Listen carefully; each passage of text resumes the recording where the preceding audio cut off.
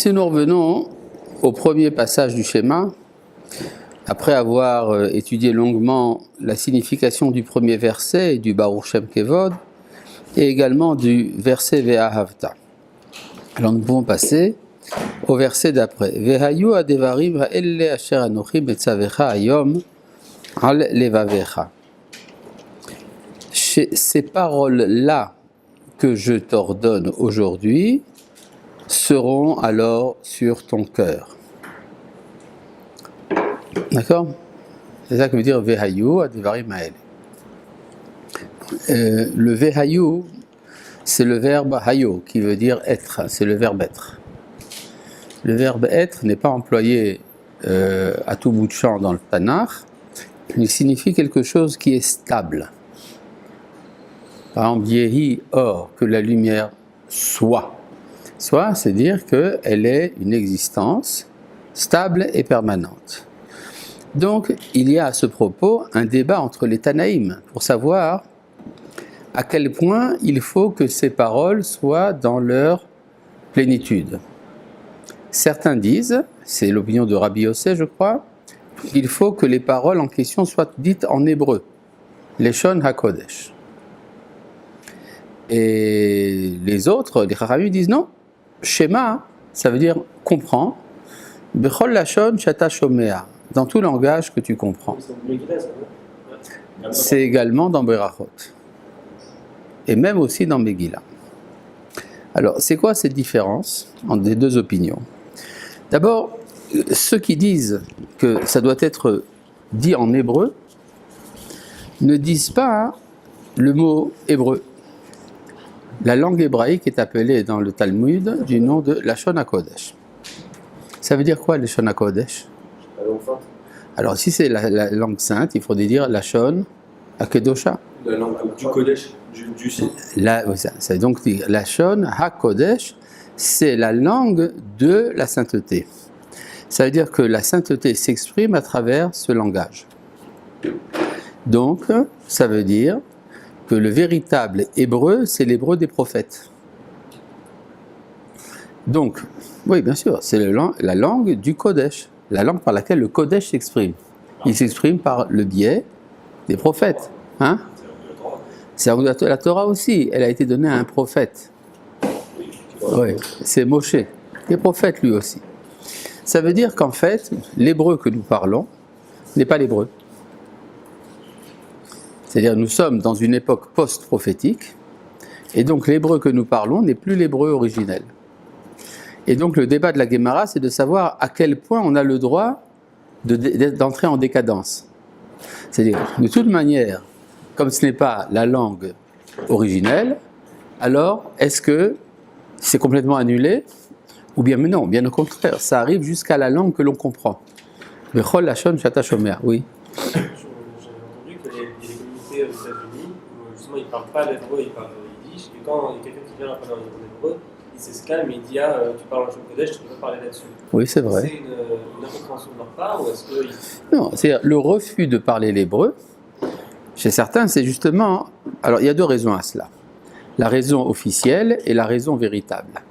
La raison officielle, c'est ce que tu viens de dire. C'est la langue sainte. On ne peut pas parler de la langue sainte, n'importe comment. Hein? Oui, tout comme ça. Bon, c'est la langue... Oui, c'est utilisé uniquement pour du Kodesh. La véritable raison, c'est par refus du sionisme. Étant donné que les sionistes ont décidé de parler l'hébreu, alors par réaction au sionisme, ils ne parlent pas l'hébreu. D'accord. Mais donc en fait, il y a la raison officielle, la raison véritable. Parfois, c'est dit expressément d'ailleurs. Par exemple, il y a tout un kuntres du rabbi de Satmar qui interdit de parler l'hébreu. Oui, ça c'est en toutes lettres. Oui, de parler l'hébreu. Et d'ailleurs, il dit, par exemple, étant donné que dans le Sifri, il est dit que parler l'hébreu, ça fait partie de l'étude de la Torah, et que les femmes n'ont pas le droit d'étudier la Torah, donc au moins pour les femmes, il est interdit, évidemment, de parler en hébreu. Il y a un vrai interdit pour les femmes d'étudier la Torah. Alors c'est ça qu'il dit. Donc il y a ici deux éléments. D'abord, Il est interdit pour les femmes de parler, d'étudier la Torah. Or, parler l'hébreu, c'est une partie de l'étude. Donc, il est interdit pour les femmes, au moins, de parler en hébreu. D'accord ? De même, on a le droit de leur enseigner le Tanakh. Mais attention, on a le droit de leur enseigner le Tanakh sans les explications des Chachamim. Parce que ça, c'est déjà la Torah chez Baal Pé. La Torah chez Baal Pé, c'est interdit. Question du rabbi de Satmar, mais alors comment faire ? Alors que nous voyons que nos saintes mères lisaient tous les Shabbats le Tsena Rena. Tsena Rena, c'est Tsena Ur Ena. C'est un livre consacré, destiné aux femmes, écrit en yiddish, en 2 volumes, sur les parachiotes de la Torah. Alors, nos saintes mères lisaient le Tsena Rena de manière régulière, Tseine Rein. D'accord ? Et là-bas, il y a une quantité importante de commentaires qui viennent de la Gemara sur des psukim. Réponse du rabbi de Satmar.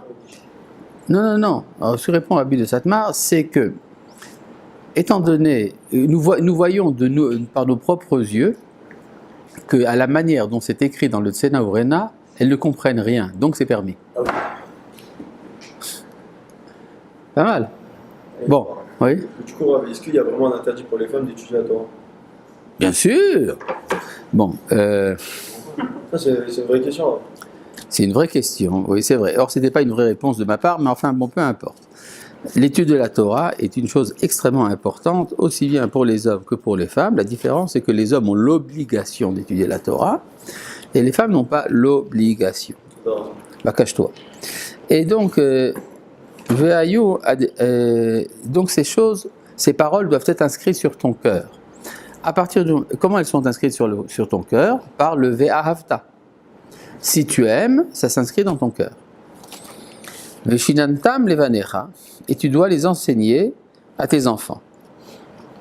Vedibar tabam, et tu en parleras. Beshivtecha beveitecha, lorsque tu seras installé dans ta maison. Ou vlertecha baderer, ou quand tu es en chemin.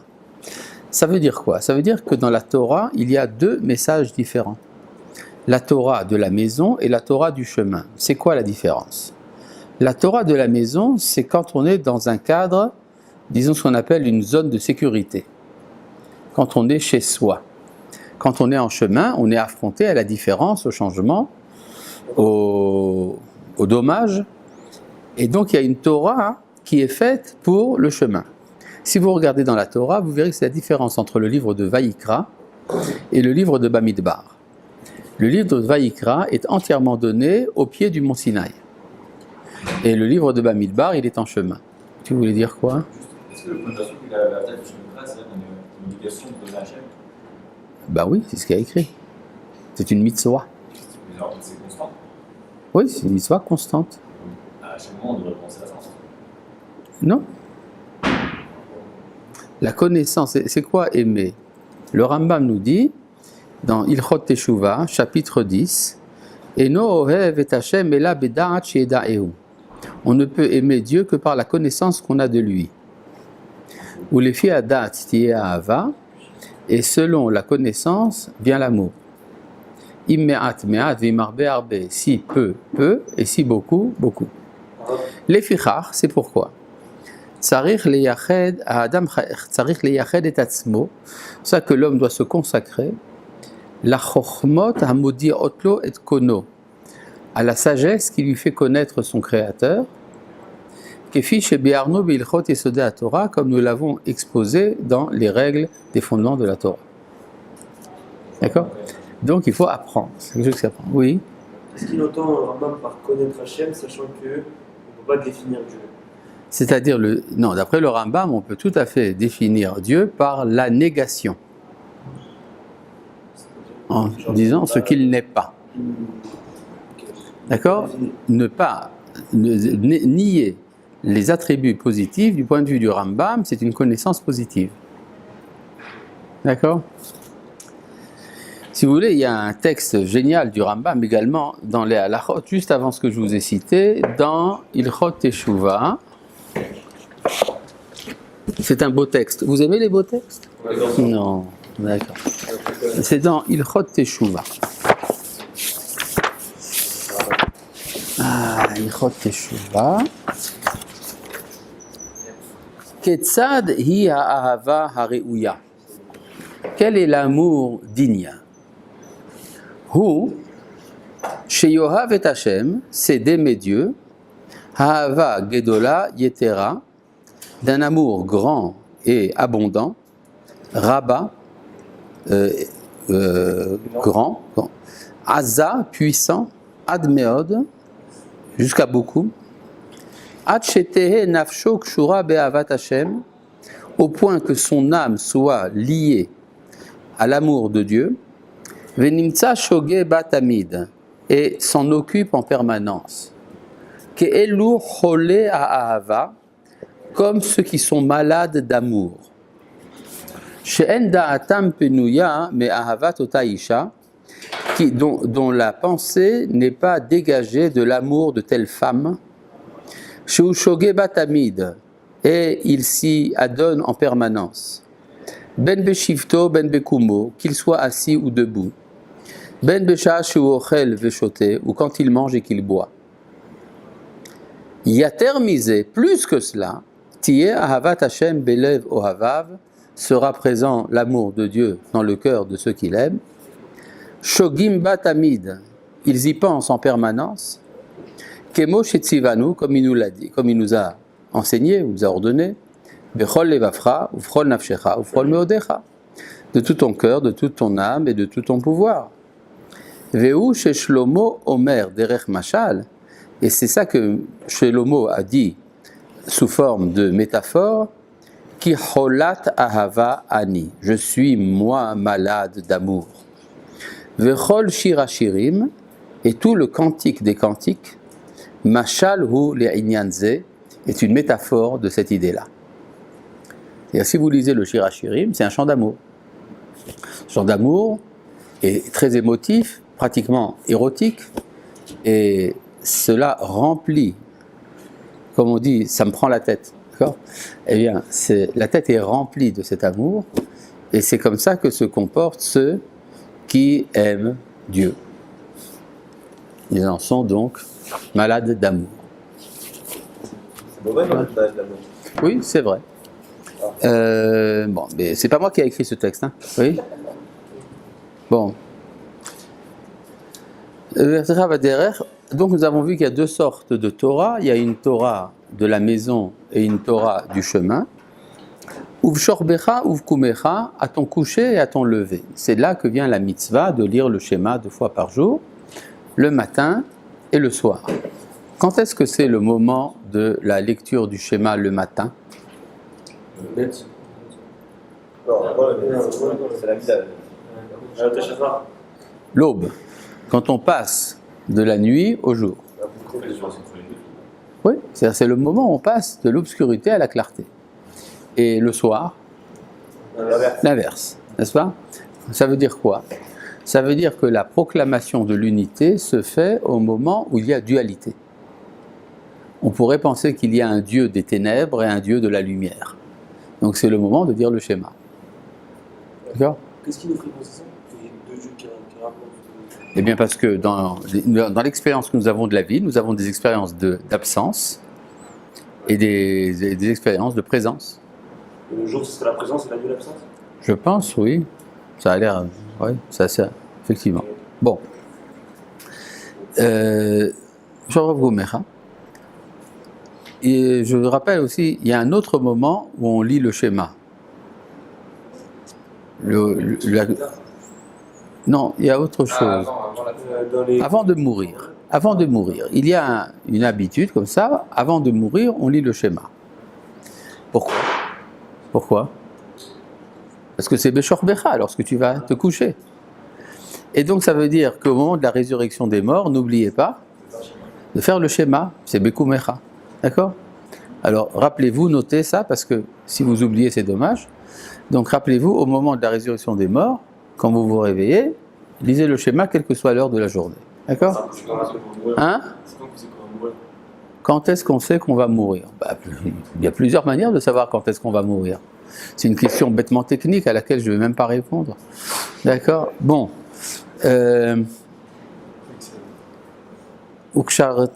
Non, mais par exemple, quand on est très malade et que le médecin vous dit vous en avez pour un quart d'heure, ou bien au moment d'être, si on est condamné à mort et qu'on est devant un peloton d'exécution, par exemple, alors on sait que, hein, Si l'avion est en train de cracher. oui, par exemple, Si vos parents regardent, par exemple, vous pouvez faire le schéma avant de partir. non, il y a un autre schéma avant de partir en guerre, qui est prononcé par le Cohen. L'écrit dans la paracha de Kitetse, on dit Shema Israël ayom atayotse la milchama loivecha. Et là-bas, c'est un autre schéma Israël tout à fait différent, dont le but est de nous dire que c'est pour l'unité de Dieu que nous faisons la guerre. On doit le faire, c'est-à-dire le jour.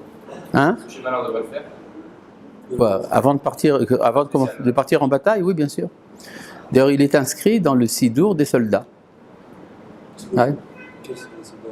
Il y a un sidour de la rabbanoute du rabbinat militaire et il distribue ça. Bon. On est obligé d'être Cohen pour le faire. Non, c'est pas vraiment une obligation de nos jours, de toute façon. Bon. Ve'aya, je continue ici le texte. Ukshartam leot al yadecha ve'ayu letotafot ben einecha. Tu les liras en signe sur ta main et ils seront comme un diadème entre tes yeux. C'est quoi ça? Les téphilines. Alors, le problème est de savoir, est-ce que le texte de la Torah parle ici des téphilines au niveau du pshat ou pas? Vous dites non. D'accord? Vous avez la certitude. C'est donc que vous avez étudié le commentaire du Rashbam.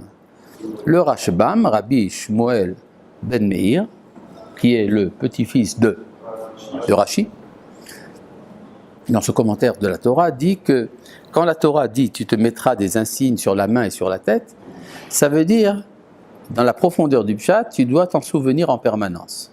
C'est ça que ça veut dire. C'est comme si c'était un bracelet sur ta main ou comme un diadème sur ta tête. D'accord? Ça, on ne peut pas l'oublier. Et donc, c'est la même chose pour la Torah. Maintenant, est-ce que le Rashbam ne mettait pas les téphilines? Bien sûr qu'il les mettait.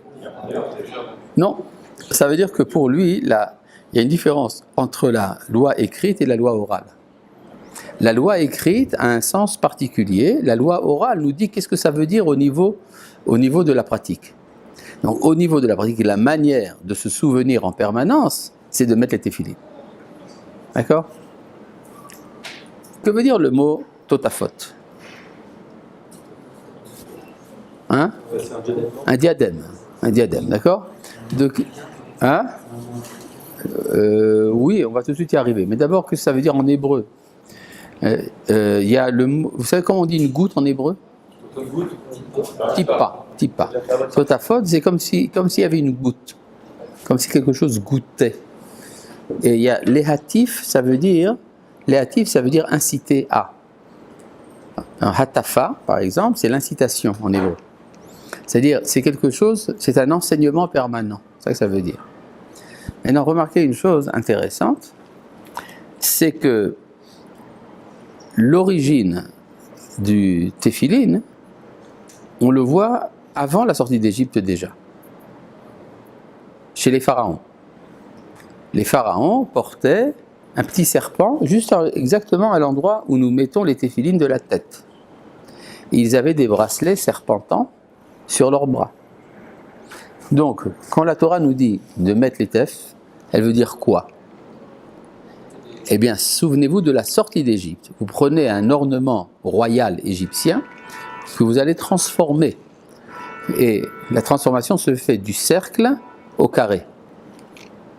Parce que le serpent est circulaire, c'est, si vous voulez, l'attachement à la nature, et les téphilines, ils sont carrés, c'est l'échelle de valeur, c'est la morale. C'est-à-dire la morale va surmonter le serpent. D'ailleurs, le prophète Jérémie nous dit que la voix de l'Égypte ressemble à celle du serpent. Kola kanahash yelech. D'accord? Donc, ça prouve plusieurs choses. Si il y a un rapport, une sorte de similitude entre ce que la Torah a ordonné et l'ornement des Égyptiens, ça veut donc dire que la pose des téphilines est quelque chose de très ancien, qui remonte à la sortie d'Égypte. Contrairement à l'opinion de certains universitaires qui disent que les téphilines sont un ornement tardif. Eh bien non, si ça ressemble aux Égyptiens, c'est donc que ça remonte à la sortie d'Égypte. C'est le premier point. Deuxièmement, comment? On voit comment faire les téfilines dans la reçue du Sinaï. Oui, d'accord, mais les académiciens, ils s'en fichent pas mal de savoir si tu as la Torah orale ou pas. Deuxièmement, oui, ce sont des apikoïrsim. À part ça, si déjà on admet l'origine égyptienne des téphilines, ça prouve que les rabbins ont raison quand ils disent que les téphilines de la tête se mettent non pas sur le front, ni entre les yeux comme font les Karaïtes, mais à l'occiput. Non pas à l'occiput, mais à la partie antérieure de la tête. D'accord? Et bonne abonata. Toda rabba. Baruch ata Adonai. Eloheinu melech haolam shakol yom tov. Il m'a sauvé la vie. Bon, maintenant. Tu vas nous expliquer cette blague. Hein? Tu vas nous expliquer cette blague. C'est pas une blague du tout. Tu te rends compte si j'étais déshydraté? Je serais transformé en poudre. Bon. Et donc, voilà. Voilà. Bon, je reviens ici. Quoi? Ah, tout simplement parce que dans le carré, vous avez un haut et un bas. Ça veut dire qu'il y a une échelle de valeur. Tandis que dans le cercle, vous revenez toujours au même endroit.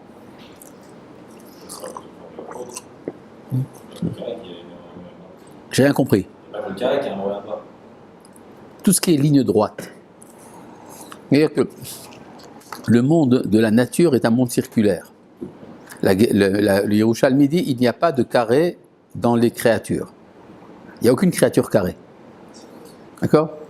Tandis que le monde dans lequel les hommes vivent, c'est un monde plat. Et quand on veut se protéger du monde, nous faisons des murs, des plafonds, un sol, tout ça c'est carré. C'est-à-dire que le monde humain c'est en ligne et le monde de la nature est en cercle. Et il y a une incapacité à faire la quadrature du cercle. La relation cercle et ligne droite n'est pas rationnelle. Quel est le rapport entre le cercle et entre la circonférence et le diamètre? Pi, n'est-ce pas? Pi. C'est égal à 3,14 quelque chose. D'accord? Ce n'est pas réductible l'un à l'autre. Le monde de la ligne droite et le monde du cercle ne sont pas réductibles l'un à l'autre. D'accord? C'est combien 3,14. C'est 314. C'est la gématria du nom Shaddai. Shaddai, qui d'après les kabbalistes, est le nom de l'engendrement. Qu'est-ce qui se passe lors d'un engendrement? Il y a un enfant qui naît. Et tout le monde est content et dit Mazal Tov. Mais pourquoi être tellement content? Il n'y a rien de nouveau. Le corps, il était déjà dans le ventre de la mère avant. 2 secondes avant, il était dans le ventre de la mère. Et son âme, elle était dans les hauteurs. Donc qu'est-ce qu'il y a de nouveau? La liaison. La liaison entre une entité de type moral, la neshama, et une entité de type naturel, le corps. Et donc la liaison, c'est ça le sujet de la joie. C'est ça le Shaddai. D'accord? Bon. Quoi? Quoi? Ça va te déranger, tu es en plein cours, tu vas perdre la partie du cours. Tu ne te rends pas compte? Bon. Mais non, donc, j'en étais donc à l'histoire des Totafot. Maintenant, ça vous explique pourquoi la Gemara, quand elle veut expliquer le mot Totafot, dit ça vient d'un mot africain. D'accord? Ça vient d'un mot africain parce que c'est une origine étrangère, tout simplement. Maintenant, remarquez une chose. Si on fait un rapport entre le mot Totafot et le mot Tippa, il y a quelque chose qui cloche. Il y a 2 têtes. Totafot. D'accord? On devrait dire Tipot ou Tofot ou Tafot. D'accord? C'est pas de ta faute. Et donc, la raison, c'est parce qu'en fait, il y a 2 téphilines. Vous avez les téphilines de Rashi, les téphilines de Rabbeinu Tam. Mais non, vous rigolez. Remarquez une petite chose. Vous avez déjà vu le masque funéraire de Toutankhamon?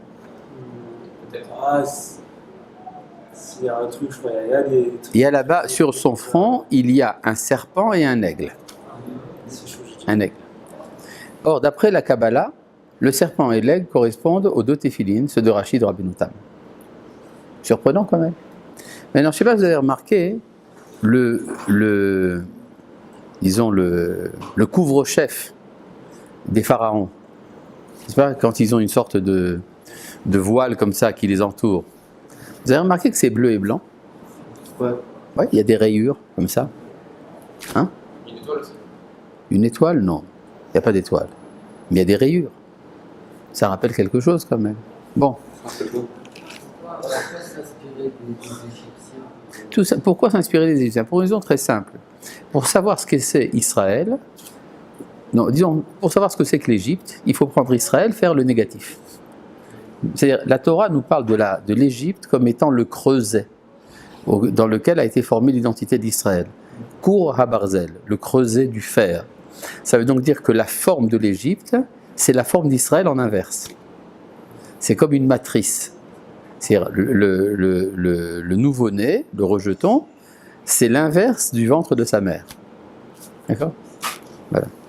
Bon, c'est pour ça d'ailleurs que ça veut dire que la mère d'Israël, la mère patrie, c'est l'Égypte. D'accord? Alors c'est quoi Eretz Israël? C'est l'épouse. L'épouse. D'accord? Il y a une relation conjugale entre Israël et Eretz Israël. C'est la raison pour laquelle le mot Adam, qui représente Israël, a pour féminin Adama. Adama. Tandis que chez les nations, le territoire sur lequel ils habitent, le terroir, c'est la mère patrie. Et donc il y a un problème dans la relation entre la nation et la terre, parce que c'est une relation incestueuse.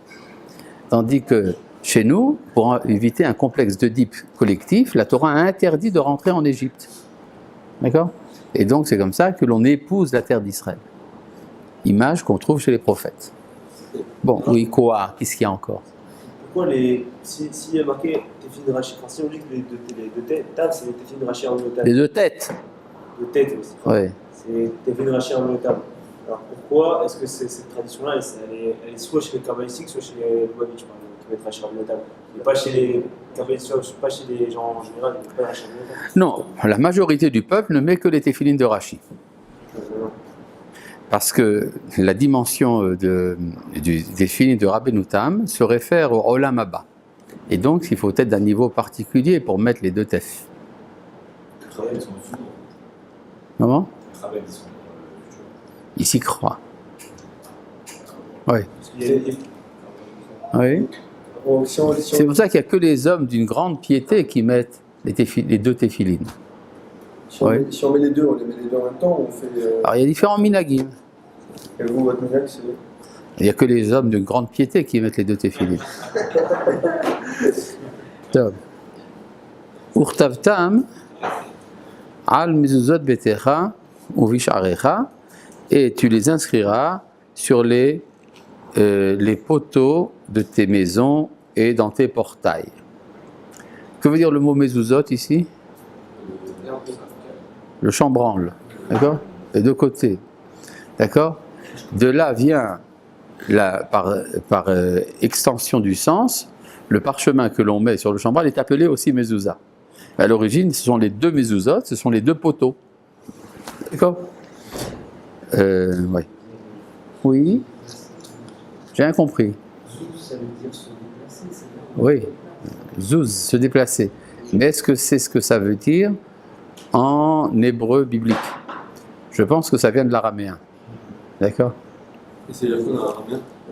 Ça veut dire se déplacer. Oui. En zouz, ça veut dire déplace-toi. Mais en hébreu biblique, non, il n'y a pas ça. Oui. Il y a beaucoup de mots qu'on emploie en hébreu moderne, ou en hébreu de la Mishnah, qu'on ne trouve pas dans le Tanakh. Parce que le Tanakh parle l'hébreu antique, pas l'hébreu tardif. Dans l'hébreu tardif, vous avez des mots araméens qui sont introduits. Parce que là, Mezouza, c'est village de quoi dans le Tanakh? Mezouza, d'où ça vient? J'en sais rien. Pour moi, c'est la chose. Je sais pas. Je sais pas d'où ça vient. C'est pas le rappel. Hein? Je lui disais que Ouais, c'était il pas le dit rappel. Benaroche. Qu'est-ce qu'il dira, Benaroche? Que Mezouza, c'est le village de la chose. Ah! Non. Donc c'est lui qui a raison. Non, mais il le prend sur un autre sujet, de toute façon, s'il lui parle des points de passage, ça n'a rien à voir avec ce qu'on. Bon, j'en sais rien. Bon. Voilà. Donc ça, c'était le premier passage. Nous allons passer maintenant au deuxième, que nous avons également étudié. nous avons étudié tout ce que ça représentait au niveau du travail. Vous vous rappelez, on avait étudié le texte à propos de Rabbi Shimon Bar Yochai et de Rabbi Ishmael, et l'opinion du Khatam Sofer, et l'opinion de Rabbi Chaim de Volojine. D'accord? Tout ça concernait le rapport entre le travail et l'étude. Donc nous n'allons pas y revenir. Mais remarquez quand même qu'il y a ici une différence importante. C'est que dans le premier passage du schéma, l'amour de Dieu est désintéressé. Tu aimeras l'Éternel ton Dieu de tout ton cœur, de toute ton âme, de tout ton pouvoir. Tandis que dans le deuxième passage, l'amour de Dieu est conditionné. Il est intéressé. Si tu aimes Dieu, alors tu auras la pluie. D'accord? Pourtant, c'est l'inverse normalement dans la logique. Enfin, dans l'éducation, on commence par l'intérêt. D'accord? Alors, justement, la Torah, la Gemara demande pourquoi est-ce qu'on met le premier passage avant le deuxième. Alors, la réponse facile, c'est de dire parce que c'est le premier. Non, il n'y a pas aussi un mitzvot. Ah, c'est ça la réponse de la Gemara. C'est qu'il faut d'abord accepter le joug de la royauté du ciel et après le joug des mitzvot. C'est important. Il y avait chez mon maître, le Rav Tzvi Udakouk, une fois quelqu'un étudiait avec lui et un jour il dit au Rav, voilà, j'étudie chez toi depuis assez longtemps, maintenant je veux accomplir aussi les mitzvot. Et le Rav lui a répondu, non, c'est trop tôt pour toi. A dit, mais j'insiste. Alors il a insisté. Le Rav Kook lui dit, dans ce cas-là, viens, on prend le Sefer HaMitzvot, le livre des commandements de Maïmonide. Premier commandement, croire en Dieu. Alors il a compris que c'était trop tôt pour lui. C'est-à-dire, tant qu'il n'adhérait pas au niveau de sa émouna avec la Torah, il ne peut pas accomplir les mitzvot. Ça n'a aucun sens. L'accomplissement des mitzvot vient après le fait d'être branché. D'accord? Donc c'est pour ça que la première paracha vient avant la deuxième. Il y a une autre raison, c'est parce que c'est la première. Donc on met la première avant la deuxième. Oui? Aussi, l'image de la Médération,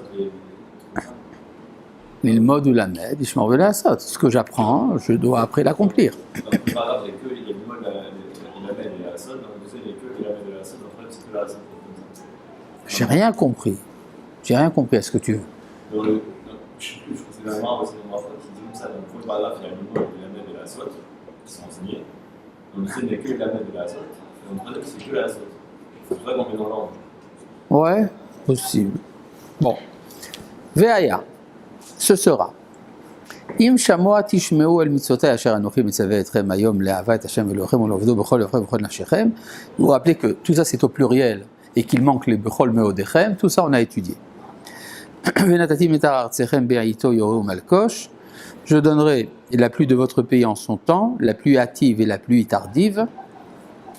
Ve'asavta leganecha, tu amasseras tes céréales, ve'tiroshcha tes vignobles, ve'yitzarecha et ton huile, ve'natati ha'eseb besadecha le'vemtecha, et je donnerai de l'herbe dans ton champ pour ta bête. Alors, ça veut dire que ve'achalta, et alors tu mangeras, ve'savata, et tu seras rassasié. Donc, qui mange en premier, la bête ou l'homme? La bête, n'est-ce pas? C'est une halakha. Si vous avez un animal, vous devez d'abord lui donner à manger avant de manger soi-même. S'il s'agit de boire, c'est le contraire. Parce que Rivka, quand elle donne à boire au serviteur d'Abraham, elle lui dit « je vais te donner à boire et à tes chameaux ». Donc elle a d'abord donné à l'homme et après aux animaux. Pour une raison très simple, c'est que l'homme souffre plus de ne pas boire et la bête souffre plus de ne pas manger. Donc il faut veiller au ronron de Mitsu, d'accord? Quoi? Le ronron de Mitsu. Le ronron, c'est le manger pour chat.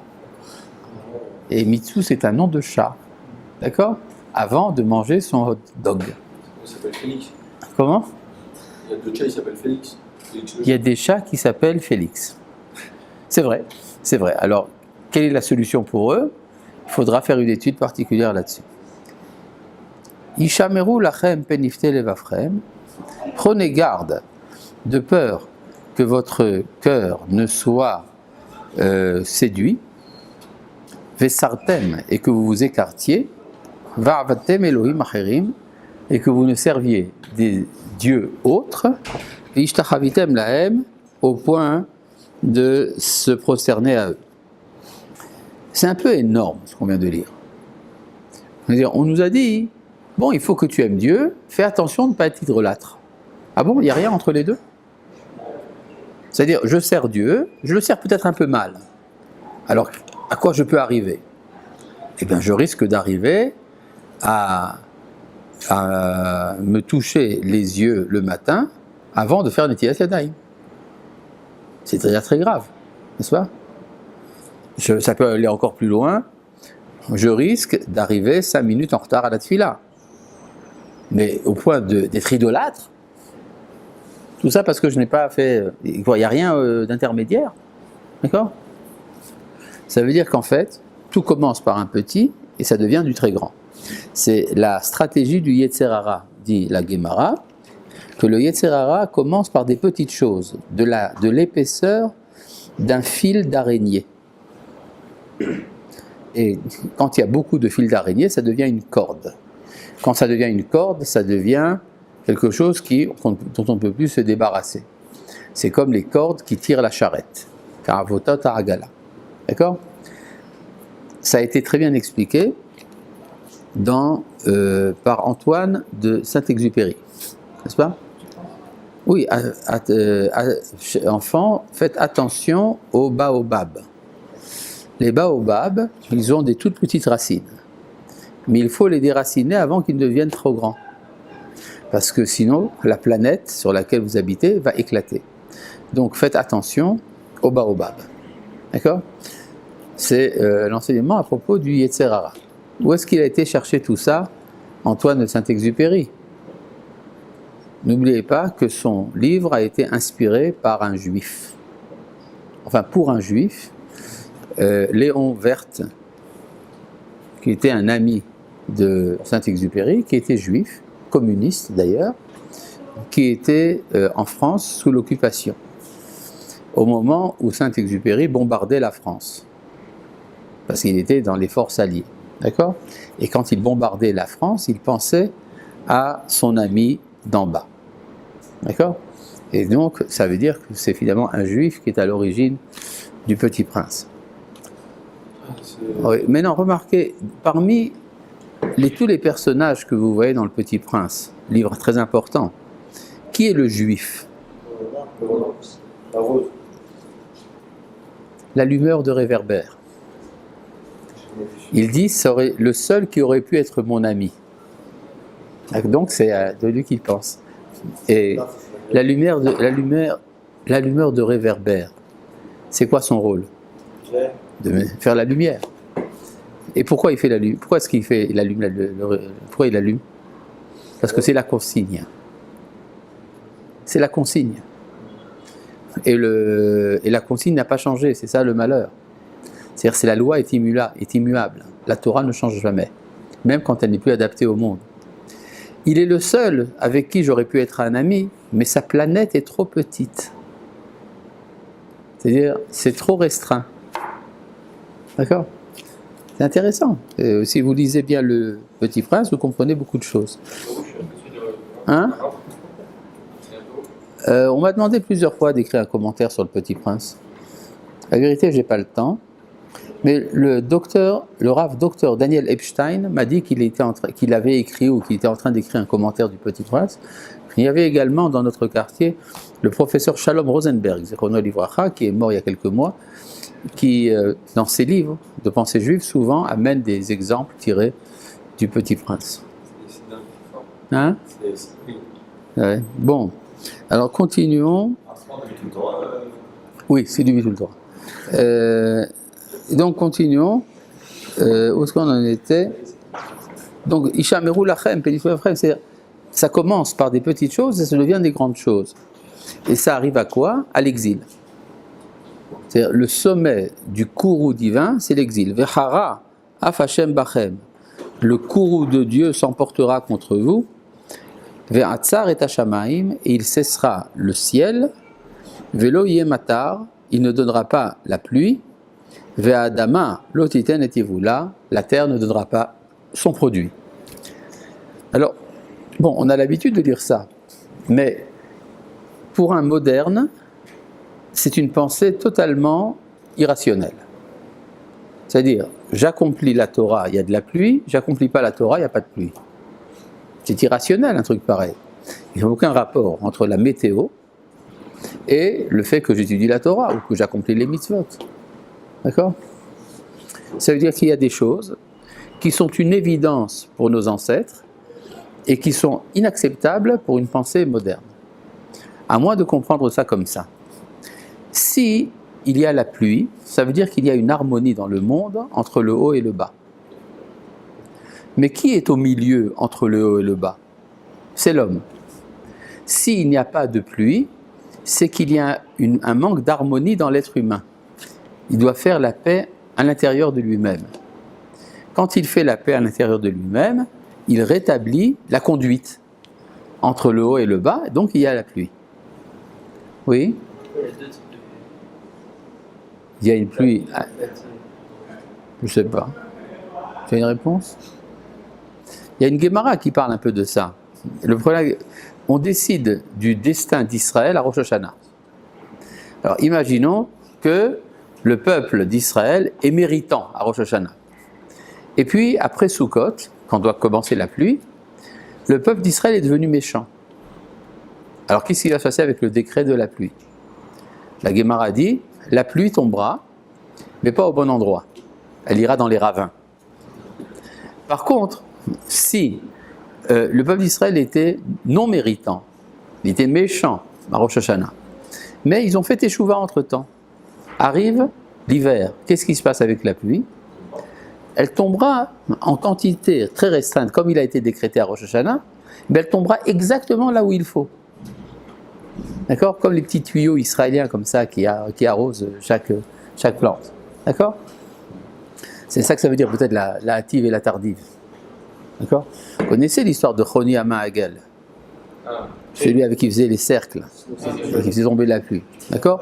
Ça s'est passé juste avant Pessah. D'accord ? Il y a eu la pluie. D'accord ? Donc ça c'est l'histoire de la pluie. D'ailleurs c'est la raison pour laquelle dans plusieurs pays du monde il était d'usage, quand il n'y avait pas la pluie, de faire appel aux Juifs. Hein, c'est vrai. Oui, à Jérusalem et à Hebron, à l'époque des Turcs, les Arabes payaient les Juifs pour qu'ils prient pour la pluie. La même chose d'ailleurs en Tunisie. Il y a un récit à propos de Rabbi Chizdai Crescas. Vous avez entendu parler de Rabbi Chizdai Crescas ? Qu'est-ce que tu as entendu dire ? C'était un grand rabbin tunisien. Non, ce n'était pas un rabbin tunisien, justement. C'était un rabbin en Espagne, à Barcelone. Non, à Saragosse, pardon. À Saragosse. Et il est considéré comme un des plus grands philosophes de l'histoire. C'est pas n'importe qui. C'est lui qui a détruit tout le système d'Aristote. D'accord ? C'est Rabbi Chizdai Crescas. Il est cité d'ailleurs par Spinoza, etc. Il est considéré par certains comme une étape très importante de la pensée philosophique. Donc pourquoi je vous dis ça ? Pour vous dire que c'était un intello. Et à Saragosse, il y a eu un moment de sécheresse. Alors les goyim ont enfermé les femmes et les enfants de la communauté dans la synagogue et ont fait sortir les hommes en dehors de la ville. Ils leur ont dit, si il ne pleut pas dans les 3 jours, on égorge tout le monde. Rabbi Chizdai Crescas était présent. Et il leur a dit, ils ont raison. Lanu hamaim, l'eau est à nous. Ils ont prié et la pluie est tombée. D'accord ? Histoire quand même assez incroyable, non ? D'accord ? D'ailleurs, même un philosophe, disons, abstrait comme Rabbi Chizdai Crescas, il sait que la pluie, ça vient d'Israël.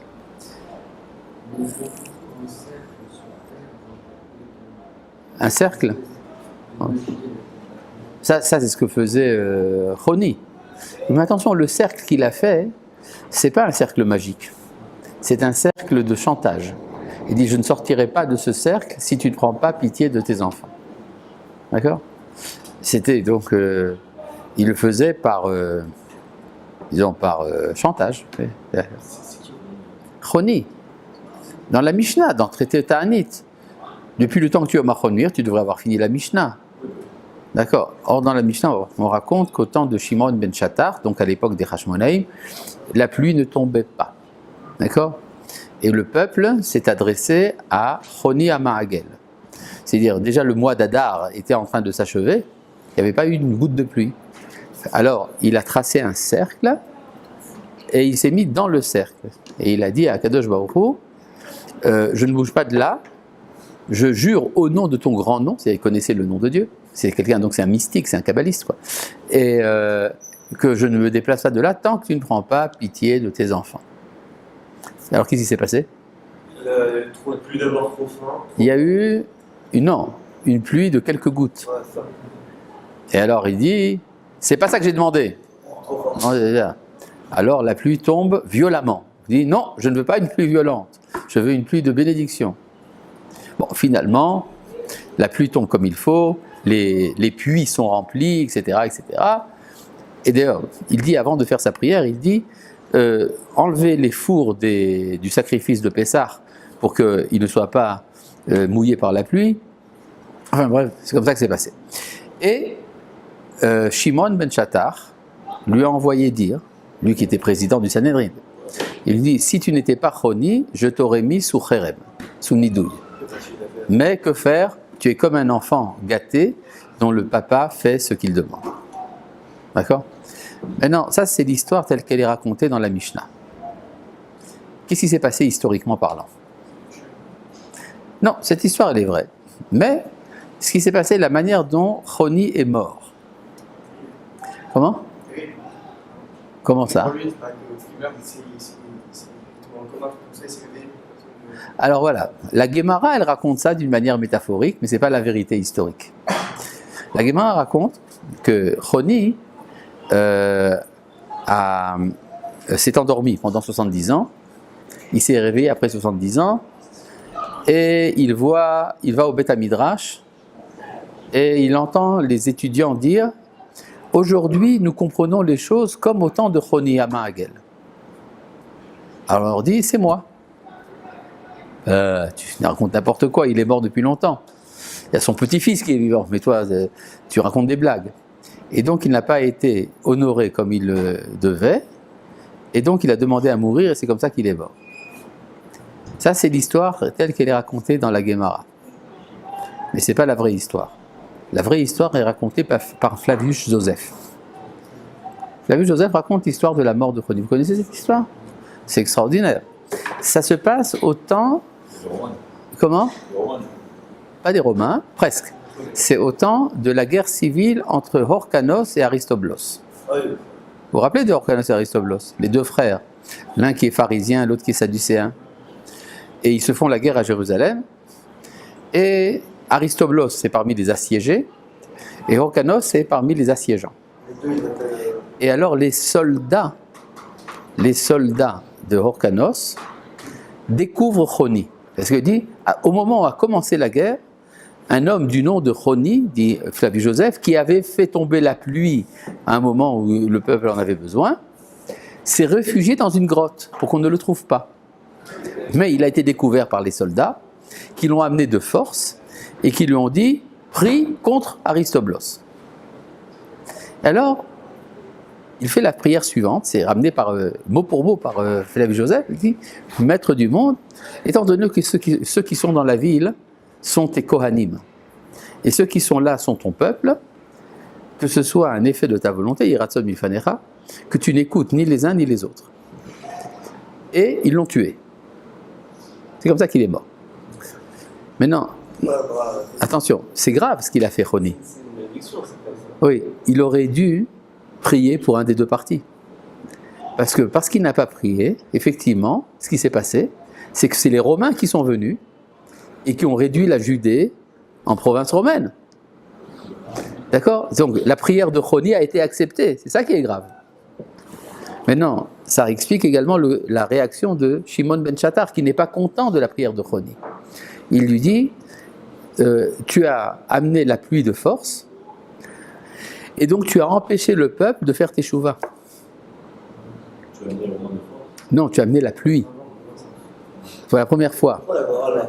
C'est-à-dire que, en fait, c'est pas une bonne chose ce qu'a fait Roni. Il a amené la pluie, il était un tzaddik, il méritait, mais le peuple, c'est pas pour rien qu'il n'y a pas la pluie. C'est pour qu'ils fassent teshuva, ils n'ont pas fait teshuva, ça amène à la guerre civile. Et la guerre civile, ça amène à nouveau la gaffe de Roni, qui fait pas la bonne prière. Hein? Ouais. Ouais. Pourquoi la Gemara, elle a raconté l'histoire? Pourquoi elle raconterait pas l'histoire? Elle veut t'expliquer. Ah, la vraie histoire de comment il est mort? Ouais, voilà. Ah, pour une raison très simple, c'est que la Gemara, elle n'est pas intéressée par des récits historiques.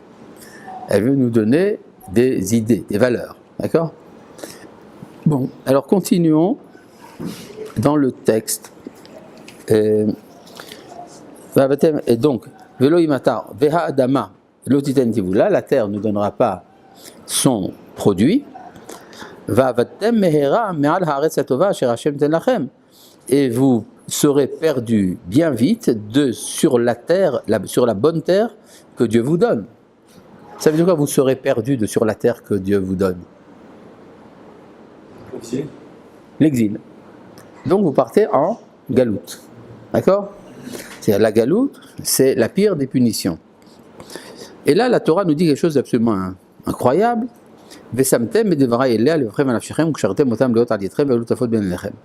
Et alors vous mettrez mes paroles suivantes, enfin, ces paroles-là, sur votre cœur et sur votre âme, et vous les attacherez en signe sur vos mains, et ce sera comme des diadèmes entre vos yeux. Qu'est-ce que ça fait là? Ça veut dire que les misotes, même si elles n'ont pas de valeur en galoute, c'est ce que dit Rashi. C'est ce que dit Rashi. Rashi dit, ça veut dire que vous partez en galoute, alors au moins mettez les téphilines.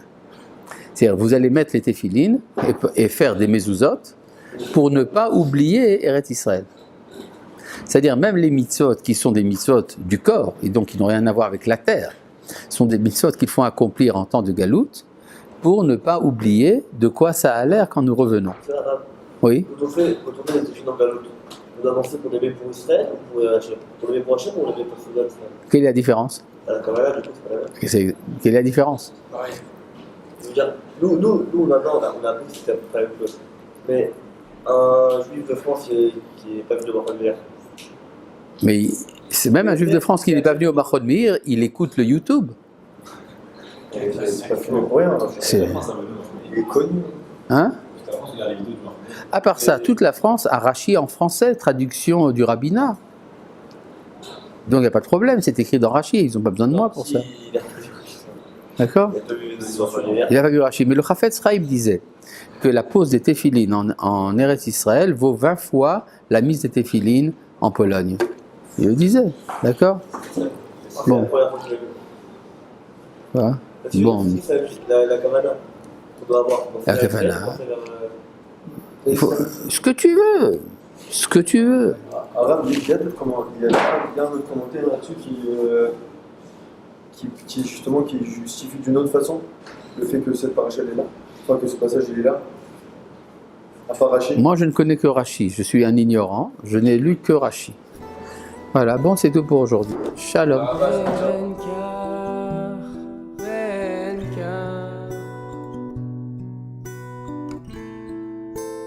חיים בנים